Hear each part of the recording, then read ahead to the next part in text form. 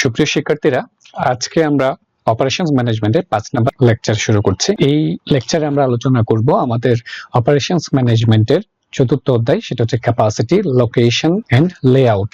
গত ক্লাসে আলোচনা করেছিলাম যে বিষয় নিয়ে, সেটা ছিল product design and development sequence. সেই বিষয় নিয়ে origin of the product idea, process selection, product design, সেই বিষয়গুলো নিয়ে আমরা আলোচনা করেছি। আজকে আমাদের আলোচনার মূল বিষয়বস্তু হচ্ছে লোকেশন এবং লেআউট। আচ্ছা, তো আমরা লোকেশনটা নিয়ে যদি বলি যে প্ল্যান্ট লোকেশনটা কি, সেটা হচ্ছে যদি দেখে একটু, সেটা হচ্ছে plant location refers to the location of organization. আচ্ছা, মানে সোজা কথায় বলতে গেলে যে আমরা তো অপারেশনস ম্যানেজমেন্ট নিয়ে আলোচনা করেছিলাম, তাই না? অপারেশনস ম্যানেজমেন্ট হচ্ছে কি, সেটা হচ্ছে কোন একটা প্রোডাকশন প্রসেসটাকে সম্পন্ন হওয়া কোন একটা উদ্দেশ্য নিয়ে, সেটা হচ্ছে কোয়ালিটি, কোয়ান্টিটি, টাইম, কস্ট, সেই উদ্দেশ্যগুলো অর্জন করার জন্য। আচ্ছা, তো এর বিভিন্ন পর্যায়ে আমাদেরকে বিভিন্ন ডিসিশন গুলো নিতে হয়, তাই না? তো এই ডিসিশনের একটা অন্যতম সিদ্ধান্ত যেটা, সেটা হচ্ছে আমরা যে প্ল্যানটা আমাদের থাকবে, সেই প্ল্যানটা কোথায় উপস্থিত হবে, তাই না? কোন জায়গায় হবে, কোন দেশে হবে, কোন দেশের কোন স্থানে, সেটাই হচ্ছে আমাদের লোকেশন। আচ্ছা, আরো যদি বলি এখানে কি লেখা আছে দেখি একটু, লেখা আছে সেটা হচ্ছে it refers to selection of specific site for establishment of the physical unit of production process। মানে প্রোডাকশন প্রসেসের ফিজিক্যাল ইউনিটটা কোথায় হবে সেটা আমরা মূলত সিলেকশন করি। আচ্ছা, যে লাইনটা একটু গুরুত্বপূর্ণ, it is a strategic decision of an organization. এটা হচ্ছে অর্গানাইজেশনের একটা গুরুত্বপূর্ণ সিদ্ধান্ত, কিন্তু সেটা হচ্ছে একটা স্ট্র্যাটেজিক ডিসিশন মানে হচ্ছে এটা একটা লং টার্ম ডিসিশন। কারণটা হচ্ছে লোকেশন তো আর আমরা বারে বারে পরিবর্তন করতে পারি না, তাই না? আচ্ছা, তো এটার জন্য আমরা কেন প্ল্যান লোকেশনটা দরকার, কখন দরকার? দুই ধরনের ক্ষেত্রে দরকার। একটা তো আমরা জানি, সেটা হচ্ছে in case of new factory. যখন আমরা নতুন কোনো একটা ফ্যাক্টরি স্থাপন করতে চাই, তখন আমাদের প্ল্যান্ট লোকেশনটা নির্ধারণ করা দরকার পড়ে। আচ্ছা, এটা তো সবাই জানি। আচ্ছা, দুই নম্বর যেটা আছে সেটা হচ্ছে in case of existing factory. এই এক্সিস্টিং ফ্যাক্টরির ক্ষেত্রে অনেক সময় আমরা আমাদের নিউ প্ল্যান লোকেশন তৈরি করার প্রয়োজন পড়ে। আচ্ছা, একটু বলে এটা নিয়ে কিছুটা অনেকের মধ্যে কিছুটা কনফিউশন আছে। সেটা হচ্ছে আমরা নতুন যখন ফ্যাক্টরি স্থাপন করব, তখন আমাদের প্ল্যান লোকেশনটা নির্ধারণ করার প্রয়োজন পড়ে, তখন আমাদের অনেক কিছু বিষয় নির্ধারণ করব, তাই না? কিন্তু বিষয় হচ্ছে যখন এক্সিস্টিং ফ্যাক্টরির ক্ষেত্রে কেন আমরা প্ল্যান লোকেশনটা নির্ধারণের দরকার? কারণটা হচ্ছে আমরা যখন আগে ফ্যাক্টরি নির্ধারণ করেছিলাম, তখন তো অনেক কিছু বিবেচনা করেই নর্মাল যে বিষয়গুলো আছে, যেমন যেখানে কাঁচামালের সহজলভ্যতা আছে, যেখানে গভর্নমেন্ট এর রুলস রেগুলেশন গুলো আমাদের অনুকূলে, হ্যাঁ, ইনফ্রাস্ট্রাকচার ভালো, এইসব বিষয়গুলো বিবেচনা করে তো প্রথমে কি করেছিলাম, আমরা আমাদের ফ্যাক্টরি স্থাপন করেছিলাম। তাহলে এখন কেন আবার আমাদের কি দরকার, নতুন করে ফ্যাক্টরি লোকেশন নির্ধারণ করা দরকার? আচ্ছা, সে বিষয়ে যদি একটু করে বলি, তার কারণ বেশ কিছু কারণ হতে পারে। সেগুলো যেমন দেখো, আমি এখন দেখাচ্ছি। এক নম্বর হচ্ছে দেখো, change in availability of resources. কখনো এমন হতে পারে যে আমরা প্ল্যান্ট লোকেশন নির্ধারণের ক্ষেত্রে আমরা ফ্যাক্টরিটা কোথায় অবস্থিত হবে সেটা নির্ধারণের ক্ষেত্রে সবচেয়ে যেটা বিবেচনা করি, সেটা হচ্ছে অ্যাভেইলেবিলিটি অফ রিসোর্স, মানে সম্পদের প্রাপ্যতা। আচ্ছা, কিন্তু কখনো এমন হতে পারে যে আমার যে ফ্যাক্টরিটা আমি স্থাপন করেছি, তারপরে এই অ্যাভেইলেবিলিটিটা পরিবর্তন হয়ে গেছে, সেটাও কিন্তু কখনো হতে পারে। যেমন আমি যদি একটা উদাহরণ দিই, ধরো তুমি যে রিসোর্সের উপর ডিপেন্ড করে কি করেছো, ফ্যাক্টরিটা স্থাপন করেছো। ধরো তুমি সিলেটে যদি আমি উদাহরণ দিই, ধরো সিলেটে তুমি একটা জায়গা থেকে পাথর উত্তোলন করতে, তারপর পাথরের তোমার কাঁচামাল, এটার উপর ভিত্তি করে তোমার প্ল্যান লোকেশনটা নির্ধারিত হয়েছিল। কিন্তু দেখা যাচ্ছে কিছুদিন পর যেখান থেকে তোমার পাথরের রিসোর্স ছিল, সেটা কি হয়ে গেছে, শেষ হয়ে গেছে, সেখান থেকে আর পাথর পাওয়া যাচ্ছে না। তাহলে তো তোমার কি করতে হবে, নতুন একটা প্ল্যান লোকেশন নির্ধারণ করতে হবে। আচ্ছা, দুই নম্বর যেটা আছে সেটা হচ্ছে শিফট অফ ডিমান্ড। এটা এমন হতে পারে যে তুমি প্ল্যান্ট লোকেশনটা নির্ধারণ করেছিলে একটা অঞ্চলে, সেই অঞ্চলে তোমার প্রোডাক্টের ডিমান্ড ছিল। আচ্ছা, এখন দেখা যাচ্ছে সেই অঞ্চলে তোমার প্রোডাক্টের ডিমান্ডটা আর নাই, তাই না? ডিমান্ডটা পরিবর্তন হয়ে গেছে, তখনও কিন্তু কি হতে পারে, চেঞ্জ হতে পারে। এটা যদি আমি একটা উদাহরণ দিই, ধরো তুমি এমন একটা জায়গায়, ধরো তোমার ফ্যাক্টরিটা স্থাপন করেছো, ওই ফ্যাক্টরিতে ধরো কি হতো, ফ্যাক্টরির আশেপাশে তখন দেখা যেত যে প্রচুর পরিমাণ কনস্ট্রাকশন হচ্ছিল। ধরো তুমি একটা ব্রিক ফিল্ড দিয়েছো, যে ফ্যাক্টরিটার ওই এলাকাটাতে প্রচুর কনস্ট্রাকশন হচ্ছিল, তো চাইলে প্রচুর ইটের চাহিদা ছিল। আচ্ছা, এখন দেখা গেছে যে সেখানে এত ডেভেলপমেন্ট হয়ে গেছে, সেখানে আর কি হচ্ছে না, নতুন কোনো কনস্ট্রাকশন হচ্ছে না, বা সরকার এমন একটা ডিক্লারেশন দিয়ে দিয়েছে যে ওই অঞ্চলে কি করা যাবে না, আর কোনো ইনফ্রাস্ট্রাকচার বা কোনো বিল্ডিং টিল্ডিং জাতীয় এই ধরনের কিছু তৈরি করা যাবে না। তাহলে তোমার ডিমান্ডটা চেঞ্জ হয়ে যাচ্ছে। এই ধরনের ক্ষেত্রেও আমরা নিউ প্ল্যান লোকেশন তৈরি করার প্রয়োজন পড়ে। আরো হতে পারে two expand new target market. আচ্ছা, এটা একটা গুরুত্বপূর্ণ ইস্যু। সেটা হচ্ছে আমরা যখন চেষ্টা করি যে আমাদের টার্গেট মার্কেটটাকে আমরা এক্সপান্ড করব। ধরো আমি একটা অঞ্চলকে টার্গেট করে আমি একটা কি করেছি, আমরা একটা ফ্যাক্টরি স্থাপন করেছিলাম। এখন আমি চাচ্ছি আমার অন্য একটা অঞ্চলকে আমার টার্গেট করেছি টার্গেট মার্কেট হিসেবে। আচ্ছা, তো সেটাকে যদি আমি টার্গেট করি, সে জায়গায় সে অঞ্চলের কাছে নিয়ে গিয়ে আমি কি করতে পারি, নতুন একটা ফ্যাক্টরি স্থাপন করতে পারি, যাতে আমার অন্যান্য কস্টগুলো কমে আসে। আচ্ছা, তারপর হতে পারে ডেভেলপমেন্ট অফ নিউ টেকনোলজি। নতুন টেকনোলজি যদি আবিষ্কৃত হয় এমন একটা জায়গা তে তুমি কি করতে চাচ্ছ, নতুন করে প্ল্যান নিতে চাচ্ছ, সেখানে টেকনোলজিক্যাল ডেভেলপমেন্ট হয়েছে, সেখানে তুমি যদি নতুন প্ল্যানটা স্থাপন করো, তাহলে কি পাবা, টেকনোলজিক্যাল সাপোর্ট পাবা। তাহলে সেটাও হতে পারে। তারপর আবার যেতে পারে সেটা হচ্ছে socio political and legal changes. এটা একটা গুরুত্বপূর্ণ ইস্যু। সেটা হচ্ছে আমি একটা জায়গায় কি করেছিলাম, আমার প্ল্যানটা আমি স্থাপন করেছিলাম, তখন ধরো আমার পলিটিক্যাল সিচুয়েশন গুলা বা লিগাল যে বিষয়গুলা অনুকূলে ছিল, কোনো কারণে সেগুলো কি হয়ে গেছে, সেটা প্রতিকূলে হয়ে গেছে। কারণটা হচ্ছে পলিটিক্যাল সিচুয়েশন যে কোনো দেশে, যে কোনো স্থানে, যে কোনো জায়গায়, যে কোনো সময় পরিবর্তন হয়ে যেতে পারে। যেহেতু তোমার প্রতিকূলে, তুমি চেঞ্জ হতে পারো। আবার একটা হচ্ছে লিগাল চেঞ্জেস। লিগাল চেঞ্জেস কেমন, সেটা হচ্ছে আমরা দেখতে পাই যে সরকার বিভিন্ন সময়ে বিভিন্ন ক্ষেত্রে বিভিন্ন ধরনের আইন প্রণয়ন করেন। যেমন ধরো আমি একটা এক্সাম্পল দিয়েছিলাম যে ব্রিক ফিল্ড, তুমি একটা জায়গায় ব্রিক ফিল্ড করেছিলা, তো সরকার হঠাৎ করে ধরো একটা আইন তৈরি করেছে যে এই অঞ্চলে কি করা যাবে না, নতুন কোনো ব্রিক ফিল্ড রাখা যাবে না, মানে ইট ভাটা রাখা যাবে না। তাহলে তোমাকে চেঞ্জ করতে হবে, যে লিগাল চেঞ্জের কারণে। আবার এমন হতে পারে যে তুমি যে কাজটা করতে, ধরো সেটার সাথে পাহাড়ের বা প্রাকৃতিক কোনো একটা সম্পদ রিসোর্স জড়িত। এখন সরকার ডিক্লারেশন করলো যে সে অঞ্চলে কি করা যাবে না, মানে পরিবেশের স্থায়িত্ব বজায় রাখার জন্য সেখানে প্রাকৃতিক সম্পদ আহরণ করা যাবে না। তাহলে লিগাল চেঞ্জ, এই যে কোনো একটা আইন হলো, তার ফলশ্রুতিতে তোমাকে নতুন একটা প্ল্যান্ট লোকেশন স্থাপন করার প্রয়োজন পড়ে। আচ্ছা, তো আমি আলোচনা করলাম এই কারণে যে আশা করি এই যে আলোচনা থেকে আমরা বুঝতে পেরেছি যে প্ল্যান্ট লোকেশন, এক্সিস্টিং যে প্ল্যানটা আছে সেটাও যদি আমি পরিবর্তন করতে চাই, তাহলে আমার কি কি বিষয়গুলো আমার দরকার, আর নতুন প্ল্যান যদি তৈরি করি তাহলে তো একই ধরনের ফ্যাক্টর গুলাই আমাকে বিবেচনা করতে হবে। আচ্ছা, এবার যে আমরা লোকেশন ডিসিশনস গুলো, আচ্ছা লোকেশনের ক্ষেত্রে আমরা একটু করে বলি।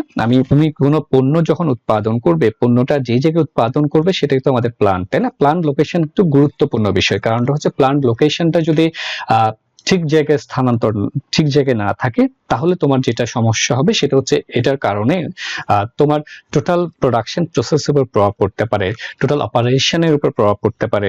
এটার কারণে তোমার কোয়ালিটি প্রোডাক্ট উৎপাদন করতে না পারো, রাইট কোয়ান্টিটি উৎপাদন করতে না পারো, অথবা টাইমলি উৎপাদন করতে সমস্যা হতে পারে, আবার তোমার কস্ট বেশি লাগতে পারে, তাই না? মানে অপারেশন ম্যানেজমেন্টের যে চারটা উদ্দেশ্যই বিঘ্নিত হতে পারে। আচ্ছা, তো এই জন্য লোকেশন ডিসিশনস গুলো খুবই গুরুত্বপূর্ণ। আচ্ছা, এখন আসি এই লোকেশন ডিসিশনস গুলোর কি, মানে আমরা কিভাবে বিবেচনা করতে হয়। তো লোকেশন ডিসিশনের ক্ষেত্রে প্রথমে যেটা আসে সেটা হচ্ছে কান্ট্রি ডিসিশন। ধরো আমি যদি একটা মাল্টিন্যাশনাল কোম্পানির ক্ষেত্রে এক্সাম্পলটা দেওয়ার চেষ্টা করি, তাহলে যেটা বিবেচনা আসে সেটা হচ্ছে আমাকে বিবেচনা করতে হবে প্রথমে যে আমি কোন দেশে আমার পণ্য উৎপাদন করব। যেমন আমি যদি বলি যে আমি একটা খুব কমন একটা এক্সাম্পল দিই, সেটা হচ্ছে ধরো যে মাল্টিন্যাশনাল কোম্পানির ক্ষেত্রে, যেমন আমি এখন যে ল্যাপটপটা ব্যবহার করছি সেটা হচ্ছে একটা এইচপি।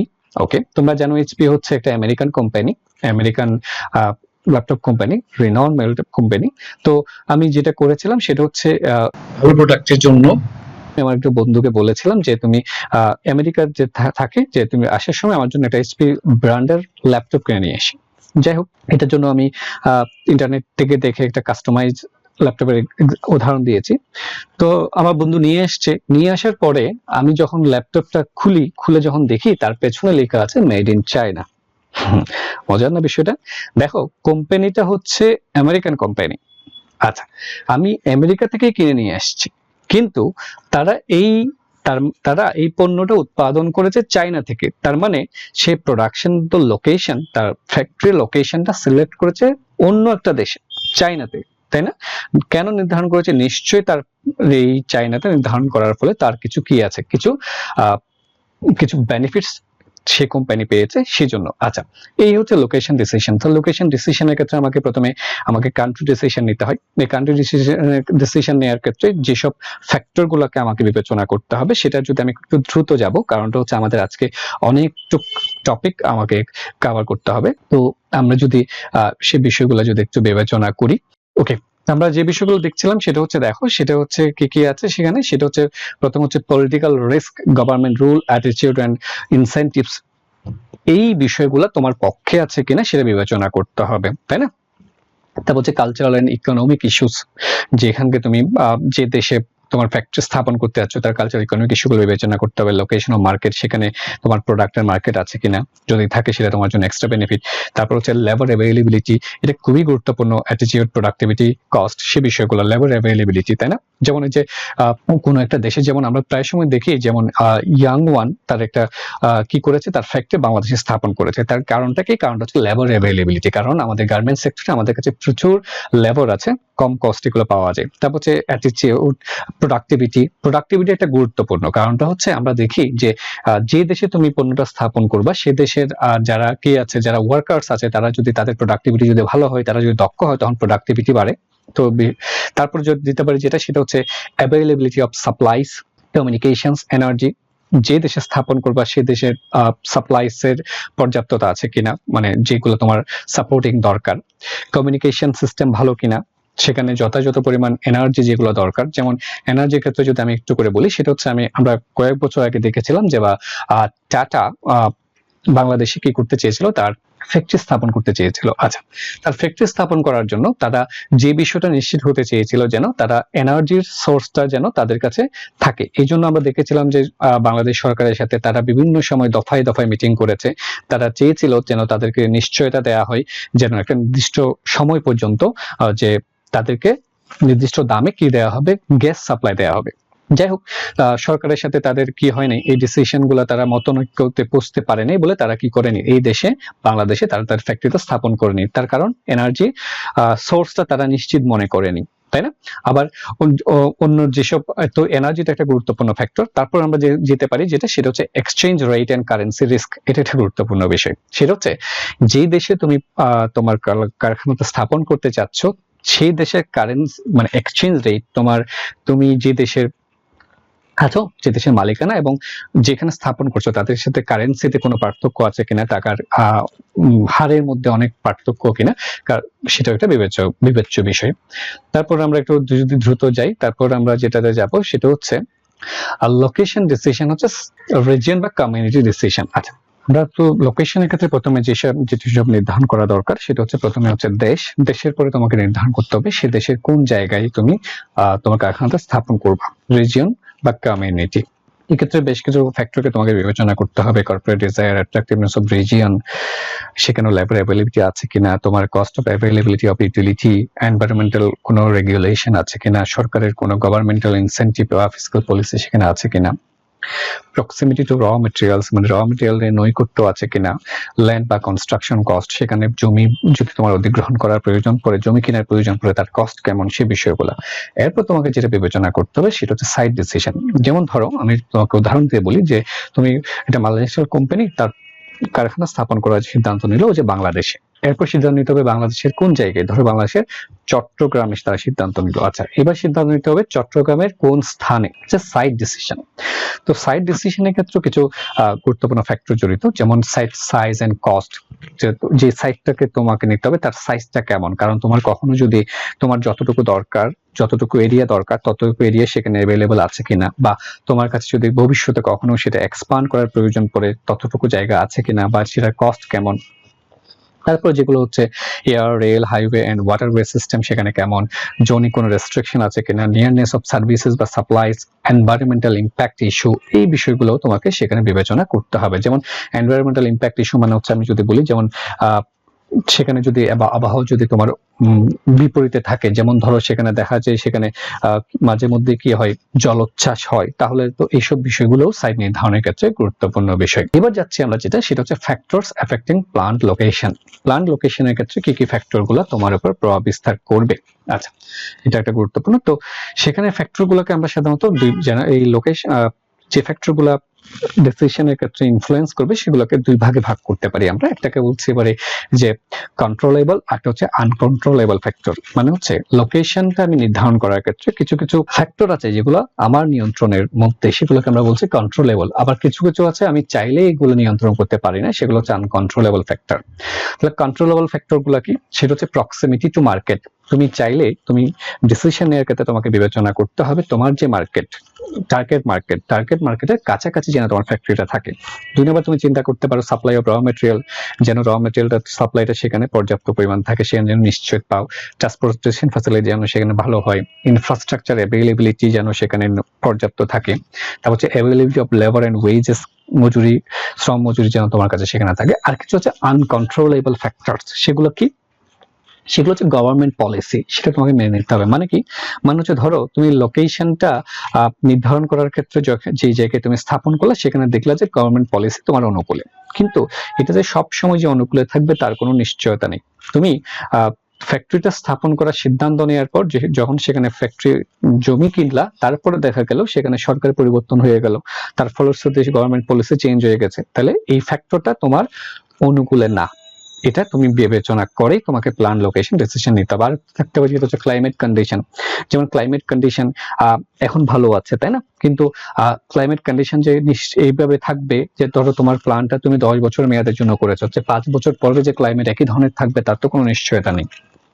তারপর হতে পারে সাপোর্টিং ইন্ডাস্ট্রিজ এন্ড সার্ভিসেস। যেমন ধরো তুমি এমন একটা জায়গায় যেখানে তুমি তোমার প্ল্যান্টটা স্থাপন করলা, তার আশেপাশে কিছু ইন্ডাস্ট্রি আছে যেখান থেকে তুমি র মেটেরিয়ালস পাও, তাই না? র মেটেরিয়ালস প্রডিউস করে এই ধরনের কিছু ইন্ডাস্ট্রি আছে। আচ্ছা, তো এটার উপর বেস করে তুমি সেখানে কি করলা, তোমার প্ল্যান্টটা স্থাপন করলা, কিন্তু ওই ওই ফ্যাক্টরিগুলা, মানে অন্য যে কোম্পানিগুলা বা ফ্যাক্টরিগুলা, তারা যদি কিছুদিন পর সেখান থেকে ব্যবসা গুটিয়ে নিয়ে চলে যায়, তাহলে সেটা তো তুমি কন্ট্রোল করতে পারো না। তারপর হচ্ছে কমিউনিটি অ্যান্ড লেবার অ্যাটিটিউড। এটা একটা গুরুত্বপূর্ণ, যে লেবারদের অ্যাটিটিউড। কিছু কিছু মানুষ আমরা অনেক সময় দেখি, অনেক অঞ্চলের মানুষ হচ্ছে খুব শান্ত স্বভাবের, তা অনেক সময় দেখি যে মানুষজনের মধ্যে তারা খুব এজিটেটিং হয়ে যায়, উত্তেজিত হয়ে যায়, তারা দাবি দেওয়া, ভাঙচুর, এই ধরনের কিছু করে। এই অ্যাটিটিউড কিন্তু তোমার কন্ট্রোলে নেই। তারপর হচ্ছে কমিউনিটি ইনফ্রাস্ট্রাকচার।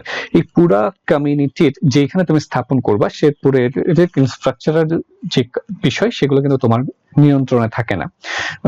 যেমন পুরো এরিয়া জুড়ে যদি কখনো ইনফ্রাস্ট্রাকচার কি হয়ে যায়, নষ্ট হয়ে যায়, সেটা তুমি চাইলেও তো এগুলো ঠিক করে ফেলতে পারবে না। আচ্ছা, আমরা একটু দ্রুত যাচ্ছি, কারণটা হচ্ছে আমরা আজকে অনেকটুকু বিষয় কভার করতে হবে, এই জন্য আমরা এখন চলে যাচ্ছি সেটা হচ্ছে লোকেশন ইভালুয়েশন।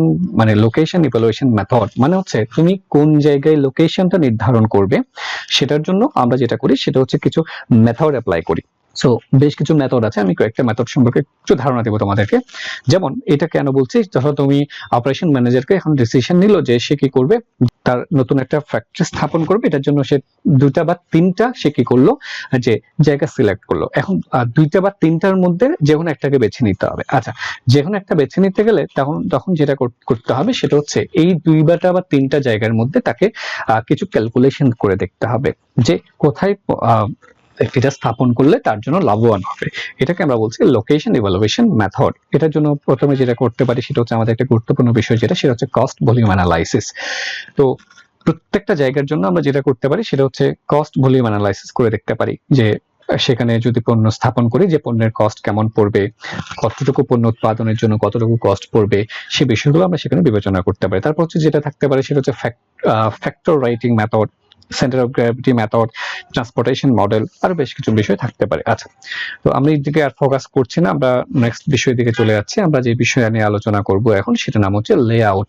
তো যে বিষয় নিয়ে কথা বলেছি সেটা হচ্ছে, আমরা যে বিষয় নিয়ে কথা বলেছি এতক্ষণ সেটা ছিল লোকেশন। মানে হচ্ছে আমি যখন আমার ফ্যাক্টরিকে আমি স্থাপন করতে যাব, তাহলে আমি প্রথমে আমাকে যে সিদ্ধান্ত নিতে হবে সেটা হচ্ছে আমার কোন লোকেশনে, কোন জায়গায় আমি আমার ফ্যাক্টরিটা আমি স্থাপন করব। তাই না? আচ্ছা, এর পরবর্তী যখনই তুমি সিদ্ধান্ত নিয়ে নিবা যে বাংলাদেশের চট্টগ্রামের হাটাজারিতে আমি কি করেছি যে আমার ফ্যাক্টরিটা স্থাপন করব আর এই জায়গায়। আচ্ছা, এরপরে যে সিদ্ধান্তটা তোমাকে নিতে হবে সেটা হচ্ছে তোমার লেআউট। লেআউট মানে হচ্ছে ওই ফ্যাক্টরিটার মধ্যে মানে তোমার যে সাইট, ওই সাইটের মধ্যে অবস্থানগুলো কেমন হবে সেটা হচ্ছে আমাদের লেআউট। আচ্ছা, লেআউটটা কেমন আমি তোমাকে যদি একটু উদাহরণ দিয়ে বোঝাই, সেটা হচ্ছে ধরো আমি যদি বলি যে তোমার কলেজের লেআউটটা কেমন, সেটা হচ্ছে আমি যদি বলি সেখানে অনেকগুলো বিল্ডিং থাকতে পারে, তাই না? এই বিল্ডিং গুলোর মধ্যে অবস্থান কোনটা কেমন সেটা আমরা প্রায় সময় দেখি যে আমাদের বাংলাদেশে যেসব স্থাপনাগুলো গড়ে উঠেছে সেগুলো হচ্ছে অপরিকল্পিত, তাই না? সেগুলোর লেআউটটা কোনো বিষয় নেই। কিন্তু আমরা যখন অপারেশন ম্যানেজমেন্টকে যে ডিসিশন নিতে হবে সেটা হচ্ছে তারা যখন লেআউটের বিষয় নিয়ে চিন্তা করবে তখন তাদেরকে সিদ্ধান্ত নিতে হবে যে তার ফ্যাক্টরিটা কেমন হবে। যেমন আমি যদি বলি যে একটা জায়গায় যদি ফ্যাক্টরি থাকে, তার ফ্যাক্টরিটা একটা জায়গায় যদি ফ্যাক্টরিতে পাশে যদি কোনো কি থাকে যে ওয়ার্কারদের থাকার জায়গা থাকে, তাহলে ওয়ার্কারটা থাকার জায়গাটা কতটুক জায়গায় কোন জায়গায় থাকা দরকার। আবার আমি যদি বলি যে এখানে ফ্যাক্টরির যদি কোনো একটা অফিস থাকে, অফিসটা করে থাকতে হবে সে বিষয়টা, অথবা যদি বলি যে ফ্যাক্টরির ভেতরের ফ্যাক্টরিটার অভ্যন্তরে তাদের ফ্যাক্টরির ভেতরের অবস্থানগুলো কেমন হবে, তার প্ল্যানগুলো কোথায় থাকবে, যন্ত্রপাতিগুলো কোথায় থাকবে, অফিসটা কোথায় থাকবে, এইসব বিষয়গুলোকে বলা হয় লেআউট। তাহলে লেআউট একটা গুরুত্বপূর্ণ বিষয়, কারণটা হচ্ছে লেআউট যদি উপর প্রোডাক্টিভিটি ডিপেন্ড করে, তাই না? লেআউটের উপরেও অপারেশন ম্যানেজমেন্টের যে চারটা মূল উদ্দেশ্য, সেই চারটা মূল উদ্দেশ্য ডিপেন্ড করে। কিন্তু ওই যে কোয়ালিটি প্রোডাক্ট তৈরি করার জন্য তোমার লেআউট যদি ভালো না হয়, এই লেআউটের প্রভাবটার কারণে প্রোডাক্টটার কোয়ালিটিও নষ্ট হয়ে যেতে পারে, তাই না? কোয়ান্টিটি যতটুকু কোয়ান্টিটি তোমার উৎপাদন করার কথা তার থেকে কোয়ান্টিটি কমে যেতে পারে, তাই না? টাইমলি প্রোডাকশন করতে সমস্যা হতে পারে লেআউটের সমস্যার কারণে, কস্ট বেড়ে যেতে পারে। সো লেআউটটা গুরুত্বপূর্ণ। আমরা কিন্তু একটা কাজ করছি, তোমরা বুঝতে পারছো কিনা, সেটা হচ্ছে অপারেশন ম্যানেজমেন্টের যে কোনো টপিকস এর সাথে আমরা অপারেশন ম্যানেজমেন্ট কি এবং তার উদ্দেশ্যগুলো অর্জিত হচ্ছে কিনা সেটার সাথে কিন্তু একটা সামঞ্জস্য রাখার চেষ্টা করছি। যাই হোক, লেআউটটা মোটামুটি বুঝতে পেরেছি। লেআউট মানে কি? লেআউট মানে হচ্ছে তোমার ফ্যাক্টরির ভেতরের অবস্থান বা যে সাইট তোমার নির্ধারণ করেছো, এই সাইটের মধ্যে তোমার বিল্ডিং গুলা বা ফ্যাক্টরির মধ্যে যন্ত্রপাতি গুলা বা বাকিগুলা কেমন অবস্থানে থাকবে, তাদের মধ্যে মানে খুব সুন্দর একটা যথোপযুক্ত যাতে তোমার সম্পদের যথাযথ ব্যবহার হয় সেভাবে স্থাপন করা গেছে কিনা সেটাকে আমরা বলছি লেআউট। এই লেআউট কন্টেন্টের সাথে কি কি বিষয়গুলো আমরা বিবেচনা করবো। প্রথম হচ্ছে দেখো, আমরা ফ্যাসিলিটি লেআউটে যেটা যাবো সেটা হচ্ছে মিনিং কি, তার অবজেক্টিভ কি। ওকে, মিনিং অবজেক্টিভ মোটামুটি আমাদের কাছে বোধহয় এর মধ্যে কিছুটা হলো আইডিয়া হয়ে গেছে। তারপরেও যেতে যাচ্ছে সেটা হচ্ছে ফ্যাক্টরস ইনফ্লুয়েন্সিং লেআউট।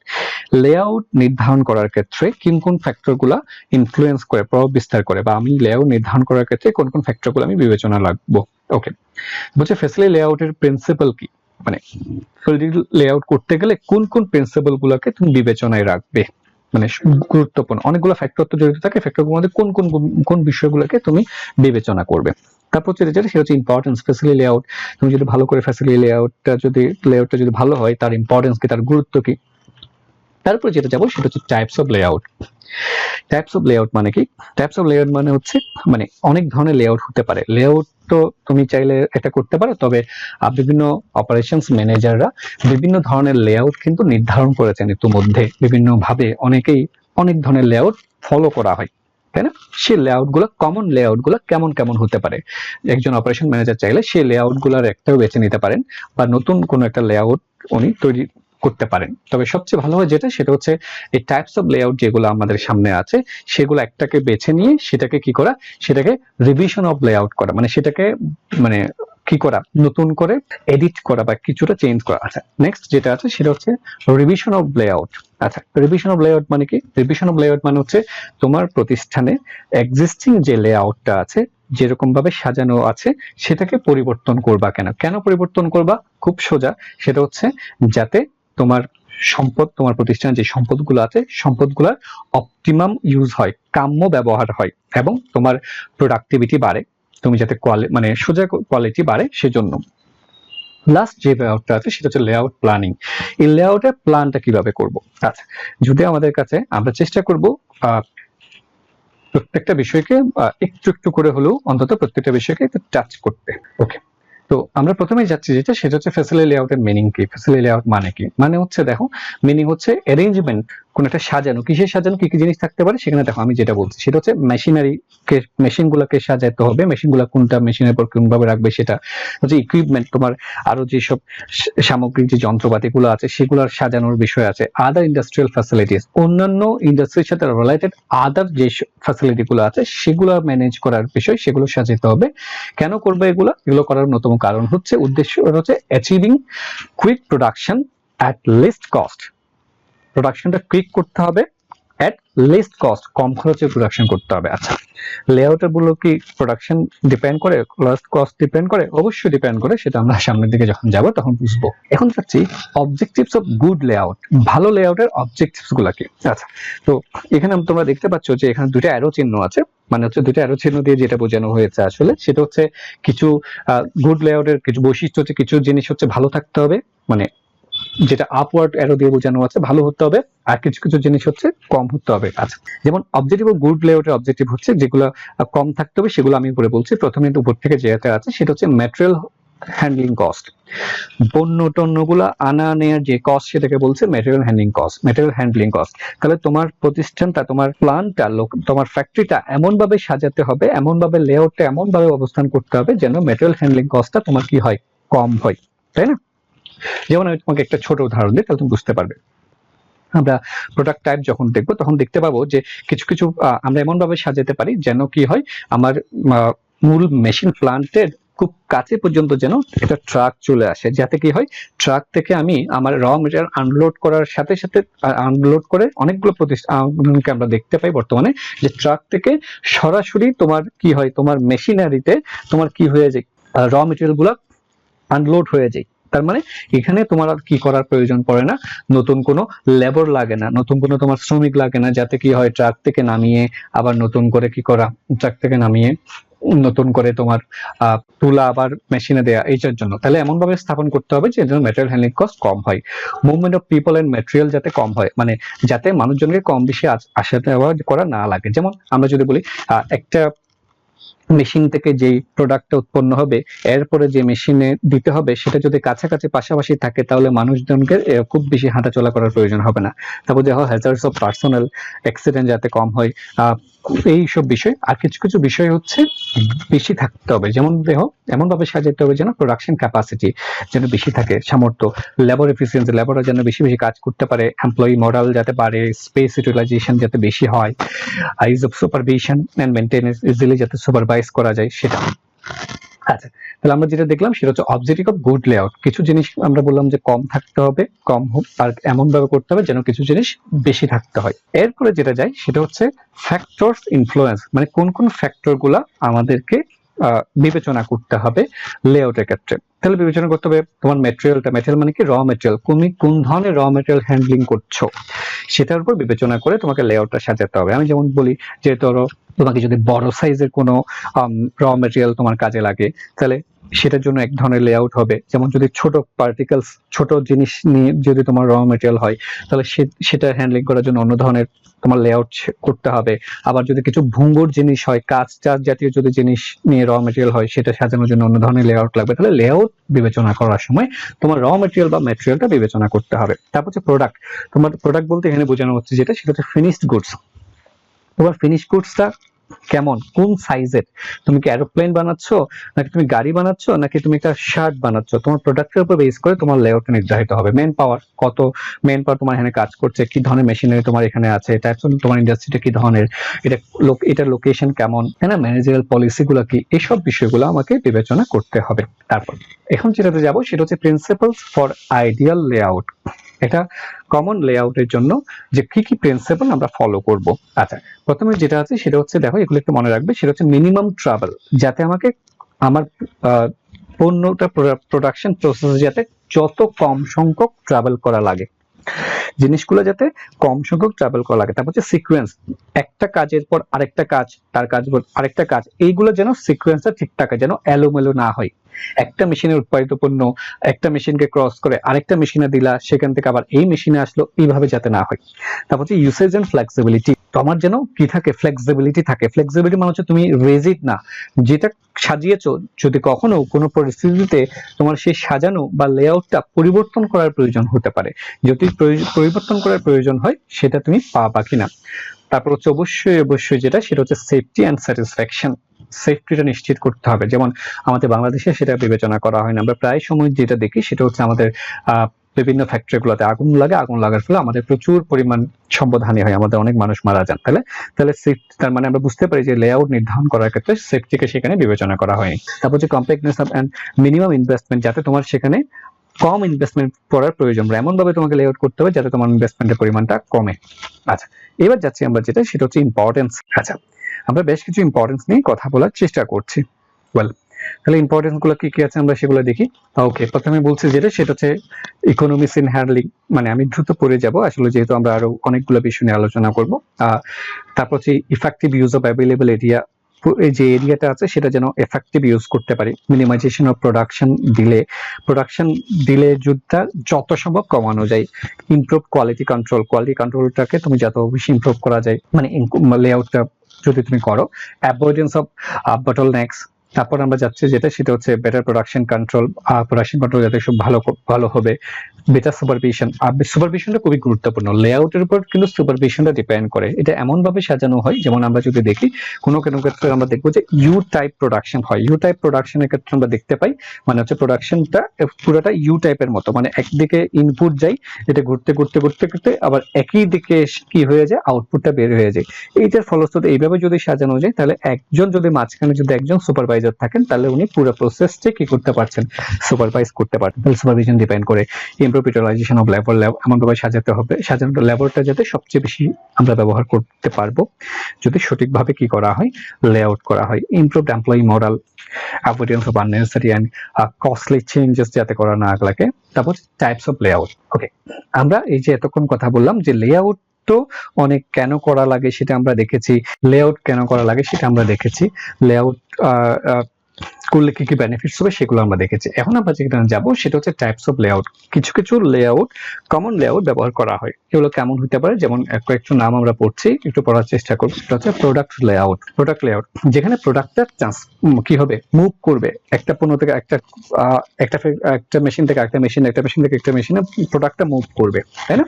একটা হচ্ছে ফিক্সড পজিশন লেআউট, সেখানে হচ্ছে প্রোডাক্টটা দাঁড়িয়ে থাকবে, যারা তৈরি করবে তারা আসে যাওয়া করবে, আমরা দেখবো একটু পরে। সার্ভিস ফ্যাসিলিটি লেআউট, যেখানে আমরা সার্ভিসটাই মূলত মুখ্য। প্রসেস লেআউট, প্রসেস মানে হচ্ছে যে মানে প্রসেসটা, যদি কোনো একটা কাজের পরে প্রথমে একটা কাজ করতে হয়, তারপরে এরপর আরেকটা কাজ, একটার সাথে একটা প্রসেস লেআউট। কিভাবে cellular manufacturing layout, combined mix. আচ্ছা, আমরা যাই প্রথমে যাচ্ছি যেটা, সেটা হচ্ছে প্রোডাক্ট লেআউট। প্রোডাক্ট লেআউটটা কি বলছে দেখো, স্ট্রেট লাইন অর লেআউট, এটাকে আরেকটা নাম হচ্ছে স্ট্রেট লাইন লেআউট।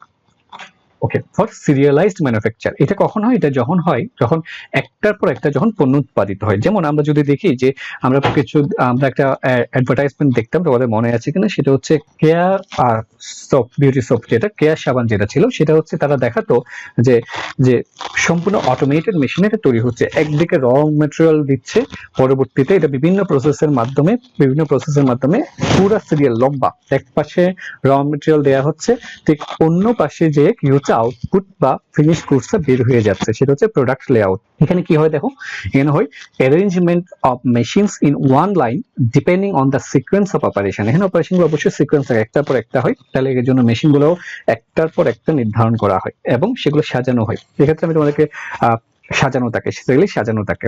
তারপর হচ্ছে materials are fed in the first machine and finished products comes out from the last machine. যেটা আমি বললাম, মেশিনের প্রথম মেশিনে কি করা হয়, র ম্যাটেরিয়ালস প্রোভাইড করা হয় এবং লাস্ট মেশিন থেকে আমরা কি পেয়ে যাই, ফিনিশড গুডস বা আউটপুট পেয়ে যাই। এগুলো কেমন হতে পারে, যেমন দেখো এক্সাম্পল হচ্ছে সুগার কেন মিলে দেখি এবং পেপার মিলের ক্ষেত্রে আমি তোমাকে বলি, যেমন আমরা কিছুদিন আগে আমি আমার স্টুডেন্টদেরকে নিয়ে চট্টগ্রামে একটা চন্দ্রকোনা পেপার মিলে গিয়েছিলাম। সেখানে সেই বিষয়টা দেখেছিলাম, বিশাল এক প্লান্ট, কিন্তু প্রত্যেকটা প্লান্ট হচ্ছে একটার সাথে একটা ইন্টারলিঙ্কড, কারণ কাজগুলো একটার পর একটা করতে হয় এবং একদিকে র মেটেরিয়ালসটা দেওয়া হয়, যদিও প্রসেসটা পুরোটাই অটোমেটেড না, পুরোটাই অনেকটুকু লেবার ইন্টেন্সিভ। তারপরেও একটা প্রান্তেই কি করা হয়, র মেটেরিয়াল দেওয়া হয়, আরেকটা প্রান্তে এসে কাগজগুলো কি হয়ে যায়, বের হয়ে যায়, কাগজগুলো তৈরি হয়। মানে মানে কাজের সিরিয়াল ভাবে জিনিসগুলো কি করা আছে, মেশিনগুলো সাজানো আছে। ওকে, তাহলে প্রোডাক্ট লেআউটের একটা এক্সাম্পল আমরা এখানে দেখছি, এটা ছবি দেখার চেষ্টা আছে। তারপর আমরা যেটা যাই সেটা হচ্ছে ফিক্সড পজিশন লেআউট। আমি তোমাকে বলেছিলাম ফিক্সড পজিশন লেআউট, এটা এখানে কি হবে দেখো, movement of man and machines to the product. এখানে প্রোডাক্ট নাড়াচাড়া করবে না, প্রোডাক্ট লেআউটে প্রোডাক্ট নাড়াচাড়া করতো, তাই না? এখন আমরা যেটা করছি সেটা হচ্ছে ফিক্সড পজিশন লেআউট। এখানে কি হয়, এখানে মানে যেটা আমি উৎপাদন করব, আমার যে আউটপুট বা ফিনিশড গুডস সেটা কিন্তু দাঁড়িয়ে থাকবে, সেটা ফিক্সড থাকবে। যারা তৈরি করবে ম্যান এবং মেশিন সেগুলো চেঞ্জ হবে। যেমন দেখো যে এটা কি ধরনের ক্ষেত্রে হয়, বাল্কি প্রোডাক্টের ক্ষেত্রে। আমরা একটা এক্সাম্পল দিলাম দেও, সেটা হচ্ছে এয়ারক্রাফট অ্যাসেম্বলিং এর ক্ষেত্রে, যেমন শিপ তৈরির ক্ষেত্রে বা একটা এয়ারক্রাফট তৈরি, এয়ারক্রাফটটাকে তুমি বারবার নাড়াচাড়া করতে পারবা। একটা দেখো ছবিতে দেখা যাচ্ছে একটা এয়ারক্রাফট যখন বানানো হচ্ছে, এয়ারক্রাফট থাকবে ফিক্সড, এখানে যেসব জিনিসগুলো বানানো হবে সেটা মুভ করবে, তাই না? তো লেআউটের ক্ষেত্রে এইসব বিষয়গুলো এমন ভাবে বিবেচনা করতে হবে, যেমন একটা প্রোডাক্ট যখন কোন দিকে আসবে, কারা তৈরি করার জন্য কিছু কিছু ম্যাটেরিয়াল কোন দিকে আনা হবে, কোন দিকে নিয়ে যাওয়া হবে, সেটার মধ্যে একটা নির্দিষ্ট লাইনিং ঠিক রাখতে হবে, না হলে এলোমেলো অবস্থা তৈরি হবে। আর এলোমেলো অবস্থা তৈরি হলে আমরা যেটা দেখবো সেটা হচ্ছে কোয়ালিটি প্রোডাক্ট তৈরি হবে না, কস্ট বেড়ে যাবে। ফিক্সড পজিশন ক্ষেত্রে তার প্রসেসটা আমরা এখানে দেওয়ার চেষ্টা করলাম। কারণটা হচ্ছে এখানে এয়ারক্রাফট অ্যাসেম্বলি এখানে মূলত ঠিক থাকবে, তাহলে র ম্যাটেরিয়াল মেশিনারি ব্যাগগুলো এখানে মূলত পরিবর্তিত হবে। তারপর হচ্ছে সার্ভিস ফ্যাসিলিটি লেআউট। সার্ভিস ইন্ডাস্ট্রির ক্ষেত্রে সাধারণত সার্ভিস ফ্যাসিলিটি লেআউট আমরা ব্যবহার করে থাকি। যেমন ব্যাংকের ক্ষেত্রে তুমি যদি দেখো, হসপিটালের ক্ষেত্রে দেখো, তো এক্ষেত্রে যেটা বিবেচনা করতে হবে, লেআউটটা এমন ভাবে সাজাতে হবে যেন কাস্টমার যারা আসবে, যারা সার্ভিস গ্রহণ করার জন্য আসবে, তারা যেন এক ডেস্কের পরে আরেক ডেস্কে যেন তার পাশাপাশি, তার যেন কাউকে জিজ্ঞেস করা না লাগে, যেন সিরিয়ালে যেন হয়। আমরা নেক্সট যাবো, দ্রুত যাবো। তারপরে যেটা যাবো সেটা হচ্ছে প্রসেস লেআউট। প্রসেস মানে হচ্ছে একটার পর একটা যদি প্রসেস যত একটা কাজ করতে হবে, এরপর যদি আরেকটা হয়, তখন এই ধরনের ক্ষেত্রে আমরা প্রসেস লেআউট যাব। আর প্রসেস লেআউট একটা এক্সাম্পল দিয়েছি, সেলার যদি সেলের মানে যদি এমন হয় যে কোনো একটা জিনিস প্রথমে একটা সেল বানাইতে হবে, তারপর আরেকটা সেল বানাইতে হবে, এই টাইপের। যেমন যদি আমি মোবাইল ফোন যদি যাই, মোবাইল ফোন তৈরি করার জন্য প্রথমে ধরো তোমাকে কি করতে হবে, আগে ব্যাটারি বানাইতে হবে, তাহলে ব্যাটারি একটা প্রসেস, ব্যাটারি একটা সেল, ব্যাটারি তৈরি করতে হবে। এরপরে ধরো আরেকটা কাজে কি করতে হবে, আরেকটা কাজে যে ক্যাসিং তৈরি করতে হবে, পরবর্তীতে সেগুলো কম্বাইন করবা, জোড়া লাগাবা, এই ধরনের ম্যানুফ্যাকচারিং প্রসেস হতে পারে। কম্বাইন লেআউট মানে হচ্ছে এগুলোর মধ্যে যদি আমি একত্রিত করি, তখন রিভিশন অফ লেআউট। তাহলে রিভিশন অফ লেআউটটা কি? রিভিশন অফ লেআউটটা হচ্ছে তোমার এক্সিস্টিং যে লেআউটটা আছে, বর্তমান যে লেআউটটা আছে, সেটাকে রিভিশন করা। এটা আসলে পুরোপুরি চেঞ্জ করবো এটা না, এখানে কি করবো আমরা, মাইনর চেঞ্জ করবো। Complete dismantling of the existing structure, যেটা আছে সেটার জন্য সামান্য কিছু পরিবর্তন করব। কেন করব? আমি বলেছিলাম to increase the operating efficiency of the plant, ওই প্লান্টের অপারেটিং এফিসিয়েন্সিটা ইনক্রিজ করার জন্য, প্রোডাকশন ক্যাপাবিলিটি যেন আমরা বাড়াতে পারি। আচ্ছা, রিভিশন কেন করব, কখন করা লাগে? অনেক সময় করা লাগে, দেখো কখন, সেটা হচ্ছে দেখো ওয়াই কেন, দেখো এক্সপানশন, যদি তোমার প্রোডাকশনটা এক্সপান্ড করতে পারো, যাও মার্কেট এক্সপান্ড করতে চাও, টেকনোলজিক্যাল অ্যাডভান্সমেন্ট হয়েছে, আগে ধরো তোমার কি ছিল, লেবার ইন্টেন্সিভ ছিল, মানুষ হাতে কাজে কাজ করতো, এখন তুমি সেখানে কি করতে হচ্ছে, আইটি ইন্টেন্সিভ হয়ে গেছে, তখনও চেঞ্জ করার প্রয়োজন পড়ে। ইমপ্রুভমেন্ট ইন দ্য লেআউট, লেআউটটাকে ডেভেলপ ইমপ্রুভ করা, আরো ভালো করার জন্য। এটা লেআউটের কিছু এক্সাম্পল আমি তোমাকে এখানে দিয়েছি, যেমন দেখো গ্রিড লেআউট, ফ্রি ফ্রম মানে একদম ফ্রি থাকবে, লেআউটটা কি ধরনের থাকতে পারে, ঠিক কেমন হবে। তো এই ছিল আমাদের আজকে আলোচনার বিষয়বস্তু। আমরা চাইলে একটু রিভিউ করি আমরা কি আলোচনা করলাম আজকে মূলত আমরা আলোচনা করলাম সেটা হচ্ছে লোকেশন এবং লেআউট। মানে হচ্ছে লোকেশন, লেআউট মানে হচ্ছে আমি যখন পণ্যটা কোথায় উৎপাদন করবো সেটা ডিসিশন নিব, পণ্যটা উৎপাদন কোথায় করব, কোন একটা ফ্যাক্টরিতে উৎপাদন করতে পারি, কোন একটা জায়গায় ফ্যাক্টরিটা কোথায় হবে, কোথায় আমি অবস্থান করব, কোথায় স্থাপন করব। কোথায় মানে হচ্ছে আমি বলতে পারি যে আমি কোন দেশে কোন জায়গায় কোন স্থানে স্থাপন করবো, সেটা আমাকে ডিসিশন নিতে হবে। তো সেই ডিসিশন নেওয়ার ক্ষেত্রে কিছু কিছু ফ্যাক্টর জড়িত, সেই ফ্যাক্টরগুলো আমাকে বিবেচনা করতে হবে। তবে আমাকে মূল বিবেচনা একটাই, আমি এমন একটা জায়গায় স্থাপন করব যাতে আমার অপারেশন ম্যানেজমেন্টের যে উদ্দেশ্যগুলো আছে সেগুলো অর্জিত হয়, আমি যাতে কোয়ালিটি প্রোডাক্ট উৎপাদন করতে পারি, আমি যাতে সবচেয়ে বেশি সংখ্যক কোয়ান্টিটি উৎপাদন করতে পারি, আমি যাতে আমার সময় যাতে কম লাগে, আমি যাতে টাইমলি উৎপাদন করতে পারি, আমার যেন কস্ট কম হয়। ওকে, লেআউটটা হচ্ছে এমন হবে, লেআউট মানে কি, লেআউট মানে হচ্ছে লোকেশন নির্ধারণ করার পর ওই লোকেশনে ওই সাইটে তোমার ইন্টারনাল যে বিষয়গুলো, ইন্টারনাল যে তোমার ম্যাটেরিয়ালস, মেশিন, প্রসেস, এইগুলাকে তুমি কিভাবে সাজাবে সেটা হচ্ছে লেআউট। তাহলে লেআউটটা কেন করতে হবে, তাও আমার অপারেশন ম্যানেজমেন্টের মূল উদ্দেশ্য অর্জনের জন্য আমি যদি আরেকটু কথা বলি, সেটা হচ্ছে আমার প্রতিষ্ঠানের যে সম্পদগুলো আছে, সম্পদের যাতে আমি কাম্য ব্যবহার নিশ্চিত করতে পারি, এবং সম্পদের কাম্য ব্যবহার নিশ্চিত করার মাধ্যমে আমার যাতে প্রোডাক্টিভিটি বেড়ে যায়, এবং কম খরচে বেশি পণ্য বা কোয়ালিটি পণ্য যাতে আমি উৎপাদন করতে পারি। তো এই ছিল আমাদের আজকের আলোচনা। ধন্যবাদ সবাইকে আমাদের সাথে এখন পর্যন্ত থাকার জন্য। আমরা আগামী ক্লাসে আলোচনা করব সেটা হচ্ছে কোয়ালিটি ম্যানেজমেন্ট। তাহলে আউটপুটের ডিসিশন, এটা আউটপুটটা কেমন আউটপুট নির্ধারণ করতে হবে, আমরা জানি আমাদের কোয়ালিটি পণ্য উৎপাদন করতে হবে। তো সে অনুযায়ী সবাই ভালো থাকো, সুস্থ থাকো, সুন্দর থাকো।